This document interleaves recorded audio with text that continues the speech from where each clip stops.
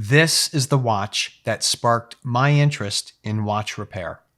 Not because of the model, but because it was my dad's. I've been practicing my skills on a slew of watches, but this is only my second fully mechanical watch restoration. It was a long journey, months actually, but it came out great, and I know my father would be thrilled to see it.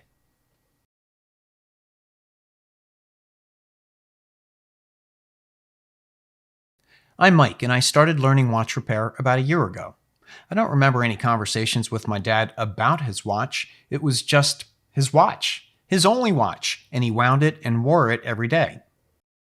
It's a Bulova Commodore dating to 1953, which is the year between my dad finishing college and going off to grad school. When the watch was handed down to me, it wasn't running or setting. In fact, the stem and the crown was locked in place.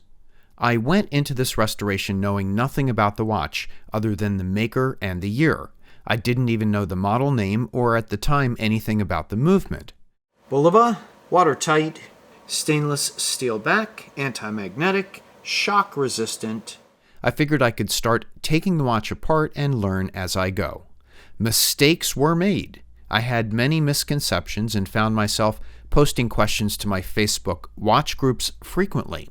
They were a tremendous help, as were the videos of other talented YouTube watchmaker content creators. To the watchmaking community, this video stands as a huge thank you for all of your help. Okay, let's get to work. The first thing I need to do is open the watch. Nah, I don't think it's moving. Okay, we'll have to take a closer look at this. Just make sure it's a screw off. So I'll do a little bit of research and I'll be right back. This was a first for me, but the movement is removed through the front or dial side of the watch case. There is a gold bezel holding the crystal in place. I was able to easily remove the bezel and the crystal, giving me my first close-up look at the dial and hands and the mirrored inner bezel surrounding the dial. They were all in wonderful shape. Since you don't have access to the back of the watch to release the winding stem, this watch has what's called a split winding stem, which separates between the crown and the movement, unlocking the movement from the case. I tried separating the split stem by pulling on the crown, but it didn't budge, and I was afraid of applying too much force until I understood it better. I was able to unscrew the crown from the stem, which I was hoping might allow me to remove the movement. Before applying any mechanical force of my own, I flipped the watch to see if gravity would dislodge the movement from the case. I tried burping the case. I tried pulling on the movement using Rodico, that sticky green putty on the end of the stick. You'll see more Rodico throughout this video in a wide variety of uses. Despite my best efforts, the movement remained locked in the case.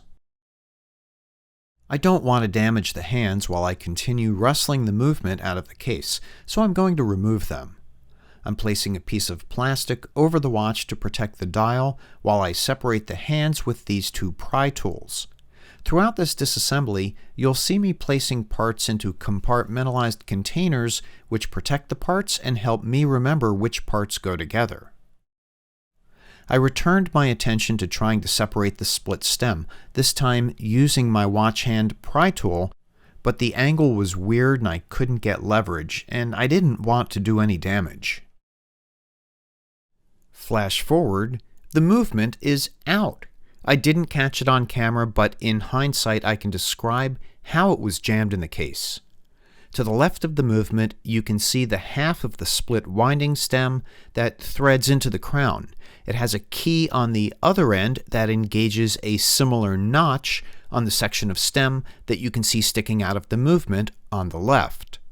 When correctly joined, the two sections of winding stem protrude from the case tube like on any other wristwatch.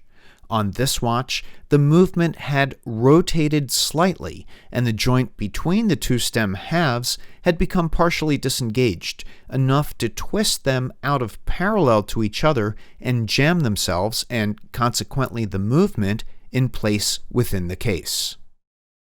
Yay! We're over our first hurdle, and on our way to getting this watch running.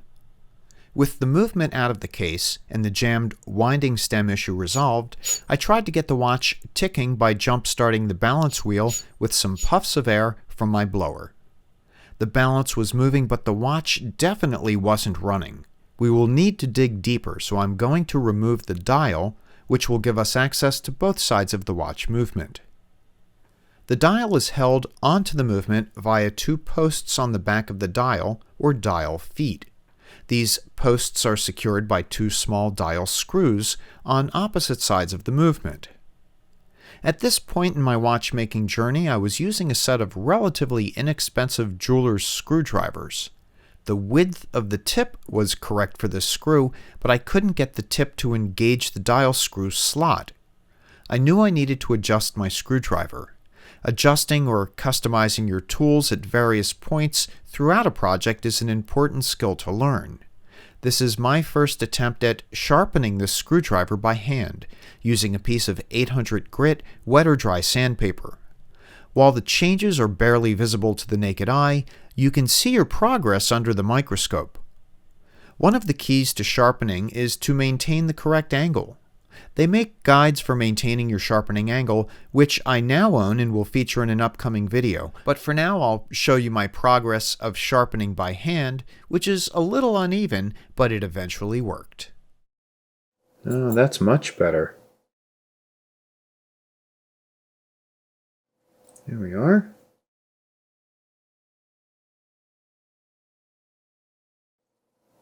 There we go. And we got the dial off.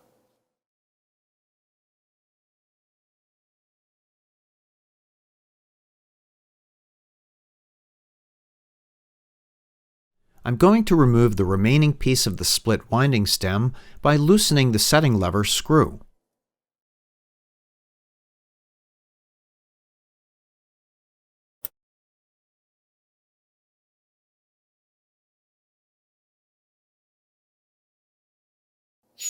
Another puff of air confirms that the watch is still not running.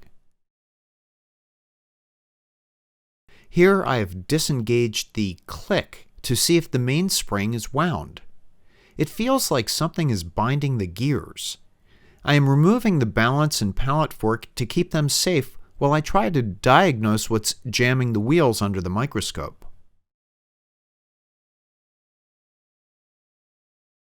The escape wheel has some fibers under it, which I am pulling out as I see them. I want to call your attention to this unidentified mass moving around on the left. What could it be? I don't think it's supposed to be there. Folks, don't look away or you will miss one of my most magical moments in watchmaking.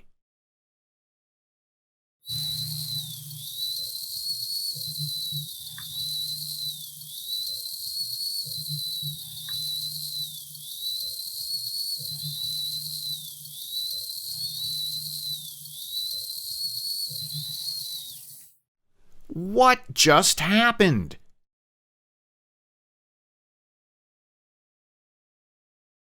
The watch gave birth to a tribble that was causing all of our trouble, but this was no cute and cuddly tribble.